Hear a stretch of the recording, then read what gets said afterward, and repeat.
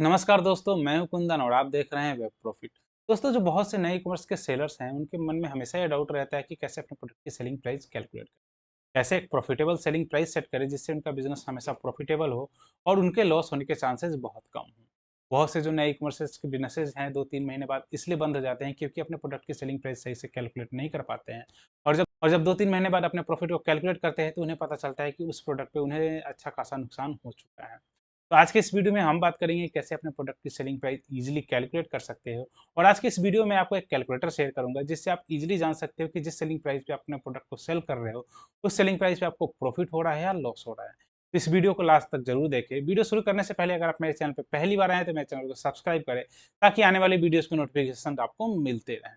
तो आइए वीडियो को शुरू करते हैं। तो यहाँ पे मैंने एक सेलिंग प्राइस कैलकुलेटर बनाया हुआ है खुद से, जिसकी मदद से आप इजीली जान सकते हो कि जिस सेलिंग प्राइस पे आप प्रोडक्ट को सेल कर रहे हो उस पे आपका बिजनेस लॉस मेकिंग बिजनेस है या एक प्रॉफिटेबल बिजनेस है। तो आइए इसको कैलकुलेट करते हैं। किसी प्रोडक्ट की सेलिंग प्राइस में आपको जो चीज़ें ऐड करनी चाहिए वो हो गया जीएसटी हो गया, कमीशन हो गया, फिक्स फी हो गया, कलेक्शन फी हो गया, पैकेजिंग का कॉस्ट हो गया वो हो गया, डिलीवरी कॉस्ट हो गया, सप्लायर से आपके प्लेस तक जो कॉस्ट लगा वो हो गया, रेंट, इलेक्ट्रिसिटी और इंटरनेट का जो कॉस्ट हो गया वो लग गया, रिटर्न कवर हो गया, वो आपको वो लेके चलना चाहिए। आपका जो प्रॉफिट मार्जिन है वो लेके चलना चाहिए और एक्चुअल कॉस्ट आप क्या मिल रहा है आपको सारी चीज़ें कटने के बाद, वो हो गया। तो आइए इसको हम एग्जांपल से समझते हैं कि हम यहाँ पे देखते हैं कि अगर हम किसी प्रोडक्ट को 499 में सेल कर रहे हैं तो एक्चुअल हमें कितना मिल रहा है सारी चीज़ें कटने के बाद। तो हमने 499 सेट किया इसका प्राइस, तो यहाँ देख सकते हो जीएसटी लगा हमारा 59.88 लगा। यहाँ जीएसटी मैंने 12% के हिसाब से लिया है। अगर आपके प्रोडक्ट की कैटेगरी कुछ अलग है तो वहाँ पे जीएसटी चेंज कर सकते हो। अगर आप 18% लोगे तो आपका 90 रुपये के आसपास लगेगा। मैं 12% लेके चल रहा हूँ, ठीक है। तो 12% के हिसाब से 59.88 हो गया हमारा जो जीएसटी का चार्ज, ये हो गया। इस प्रोडक्ट पे जो आपका कमीशन लगेगा वो 11% आपके सेलिंग प्राइस का लगेगा। तो यानी ये हो गया 54.89। इसके अलावा जो सोलर पे हो गया वो फिक्स फी लगेगा मार्केट प्लेस की तरफ से। उसके अलावा जो कलेक्शन फी लगता है वो 12.5 रुपये कलेक्शन फी लगेगा एक प्रोडक्ट पे। आप जो अगला कॉस्ट ऐड होगा इसमें ये होगा पैकेजिंग कॉस्ट। पैकेजिंग कॉस्ट में आप कोरुगेटेड बॉक्स यूज़ कर सकते हो या आप रैपर कुछ यूज़ कर रहे हो वो डाल सकते हो। उसमें आ गया, लेबल आ गया। मैं मान के चलता हूँ कि 20 रुपये हमारा जो पैकेजिंग कॉस्ट है वो लगा। इसके अलावा आप किसी प्रोडक्ट को शिप करोगे तो 0 से 500 ग्राम तक का आप नेशनल लेके चलोगे तो 90 रुपये होते हैं, लेकिन आप 500 ग्राम से 1 केजी के लेके चलोगे तो 120 रुपये के आसपास ले। मैं मान के चलता हूँ कि आपके जो प्रोडक्ट का वेट है वो 500 ग्राम से कम है, तो यहाँ पे हमने 90 रुपये डिलीवरी कॉस्ट ले लिया। इसके अलावा प्रोडक्ट का सप्लायर से आपके प्लेस तक जो डिलीवरी कॉस्ट लगेगा आपको वो भी ऐड करना चाहिए। हम मान के चलते हैं कि 5 रुपये एक प्रोडक्ट पे हमारा जो डिलीवरी कॉस्ट लगा वो लगा। इसके अलावा आप जहाँ से भी अपने बिज़नेस को कर रहे हो उसके हिसाब से आपको रेंट, इलेक्ट्रिसिटी और इंटरनेट का बिल भी पे करना पड़ेगा।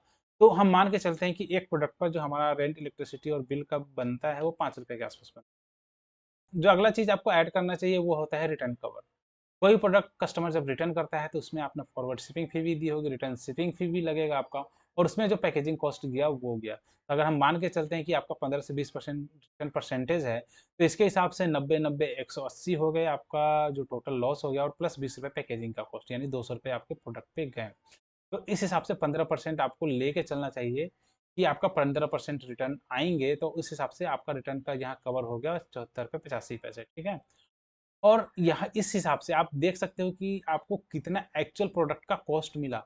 अगर आप किसी प्रोडक्ट को यहाँ पे 100 रुपये में परचेज किया हो तो इस हिसाब से आपका बिजनेस लॉस मेकिंग, ठीक है। तो अगर हम यहाँ पे मान के चलते हैं किसी प्रोडक्ट को आपने 150 में परचेज किया और उसको 499 में सेल कर रहे हो तो इस हिसाब से आपका बिजनेस लॉस मेकिंग बिजनेस होगा। लेकिन अगर यही प्रोडक्ट आपने 50 रुपये में परचेज किया होता तो ये बिजनेस आपका प्रॉफिटेबल बिजनेस होगा। तो जैसे आप देख सकते हो कि हाँ ये प्रॉफिटेबल बिजनेस शो कर रहा है।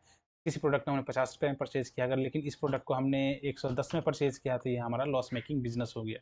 इसमें क्योंकि हमें 86 रुपया एक्चुअल कॉस्ट हमें प्रोडक्ट का मिल रहा है, सारी चीज़ें कटने के बाद हमारा प्रॉफिट हो गया, जीएसटी हो गया, रिटर्न कवर हो गया, हर चीज़ को काटने के बाद हमें प्रोडक्ट का जो एक्चुअल कॉस्ट है वो हमें 86 रुपये ही मिल रहे हैं। तो हम इसकी प्राइसिंग को ज़्यादा बढ़ा सकते हैं। जैसे कि हम मान के चलते हैं हम 599 में अपने प्रोडक्ट को सेल करेंगे। अगर हम इस प्रोडक्ट को 599 में सेल कर रहे हैं तो हमें वो जो मिलेगा एक्चुअल इसका 133 मिलेगा। तो हम इसको कम करते हैं 549, तो अप्रॉक्स 109.53 हो गया। इसमें आप बेच सकते हैं। अगर हम मान के चलते हैं 559, ठीक है। तो आप देख सकते हो कि अगर हम किसी प्रोडक्ट को 110 रुपये में परचेज किया है तो उसको हम 559 से कम में सेल नहीं कर सकते हैं। तो आप इस तरीके से जान सकते हो कि किसी प्रोडक्ट को अगर आपने 110 में परचेज किया है तो आप 559 से कम में सेल करोगे तो आपका या तो प्रॉफिट कम होगा या आपका बिजनेस लॉस मेकिंग बिजनेस हो जाएगा। तो इस हिसाब से अगर हम इसमें कुछ और ऐड करते हैं, जैसे मान के चलते हैं कि किसी प्रोडक्ट को हमने 150 में परचेज किया है तो हमें कम से कम उस प्रोडक्ट को कितने में सेल करना चाहिए, ठीक है। तो यहाँ पे हम प्राइजिंग बढ़ा के चेक कर सकते हैं, यानी हम 649 से कम में अगर किसी प्रोडक्ट को बेचते हैं जिसमें हमने 150 रुपये में परचेज किया है तो उस प्रोडक्ट पे हमें नुकसान होगा। लेकिन ये चीज़ें वेरी कर सकते हैं, ये मैंने स्टैंडर्ड लेके चला है। अगर हम मान के चलते हैं कि कोई प्रोडक्ट आपका ऐसा है जिसमें आपका जीएसटी 0% लग रहा है तो आप जीएसटी यहाँ जीरो कर सकते हो। तो आप जीएसटी जीरो करोगे तो उसके हिसाब से ये प्रोडक्ट हो जाएगा। अगर आपका प्रोडक्ट नॉन रिटर्नेबल है तो आप इसको भी जीरो कर सकते हो, जो आपने रिटर्न कवर लिया है इसको भी जीरो कर सकते हो, ठीक है।